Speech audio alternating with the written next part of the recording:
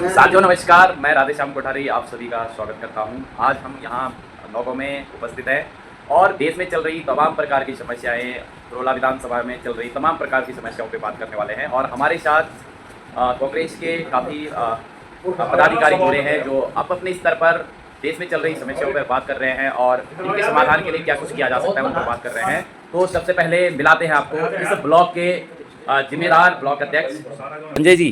कैसे हैं आप?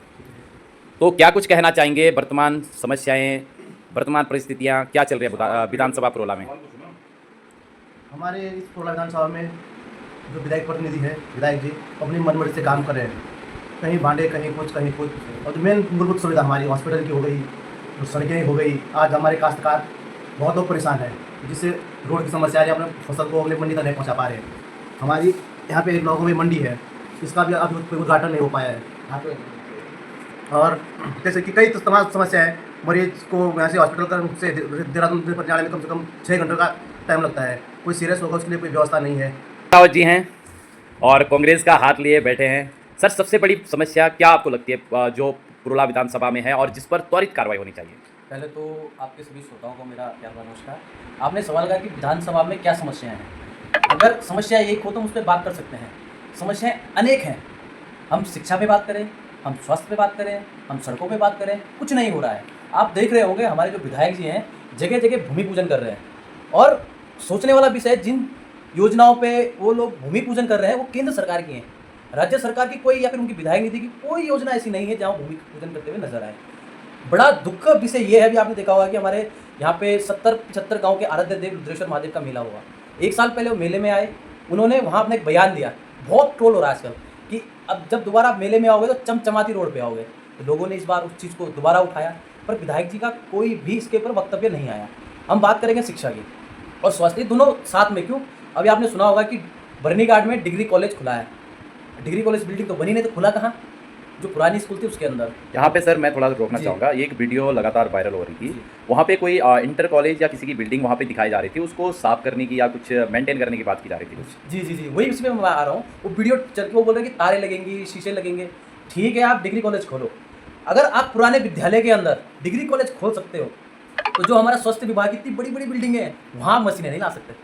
सोचने वाला विषय है ना कि बिल्डिंग बनी नहीं है डिग्री कॉलेज की, आपने डिग्री कॉलेज वहाँ खोल दिया पुरानी स्कूल के अंदर जो इंटर कॉलेज की वो बिल्डिंग है। और जो स्वास्थ्य विभाग की करोड़ों की लागत से बनी हुई है, उस समय लाखों की लागत से बना होगा वो, और बहुत फैसिलिटी उसके अंदर, मतलब कमरे अच्छे हैं, पर उसमें कोई सुविधा नहीं है। वहाँ मशीनें नहीं। वो कह रहे हैं कि जब बिल्डिंग बनेगी नई उसके बाद सुविधाएं आएंगी। तो बड़ा सोचने बहुत धन्यवाद अंकित जी आपका। हमारे साथ हैं आजाद राणा जी। क्या कुछ कहना चाहेंगे सर? आपको क्या लगता है कि अभी 10 सालों से उत्तराखंड में भाजपा सरकार है और 3 सेशन हमारे नेशनल लेवल पर भाजपा सरकार को हो गए, कितना विकास अभी तक हो पाया है और किस ओर हमारा देश जा रहा है? आप क्या कहना चाहेंगे अपने? पहले तो दूर क्या जाना, अपने गांव में जाता हूं। पहले क्षेत्र बात की बात है, राज्य या देश बहुत दूर की बात है।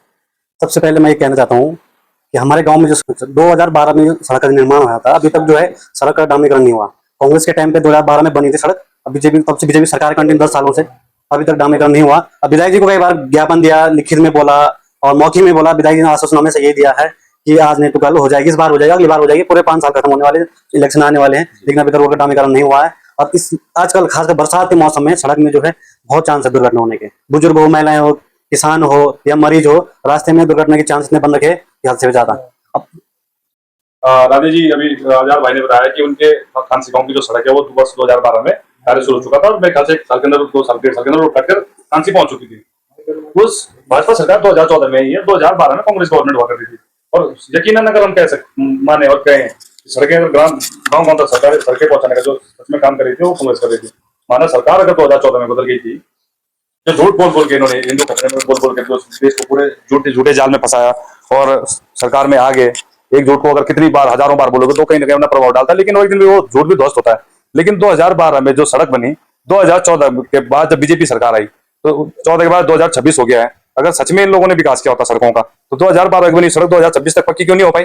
साथ ही में खानसी गांव, आसपास के बलाड़ी गांव, कोटियाल गांव, सुनारा, मंजियाली, छमरोटा, भंकोली, श्योरीपुरी अपनी बेल्ट है जो ऊपर, मैं इन सब लोगों से कहना चाहता हूँ, जितने भी वहां सारे अंधभक्त बसे हुए हैं, मैं तुमसे कहना चाहता हूँ कि अभी भी होश में आ जाओ, क्योंकि जब दुर्घटना होगी सड़कों पे तो इन प्रतिनिधियों का कोई नहीं मरेगा, तुम्हारा मरेगा जो मरेगा। इन सड़कों में जो गाड़ियां डैमेज हो रही हैं, जो आपने अपने मेहनत से खरीद के ला रखी है, तो गाड़ियां तुम्हारी खराब होंगी, बस बहुत कुछ झेलना पड़ेगा तुम्हें।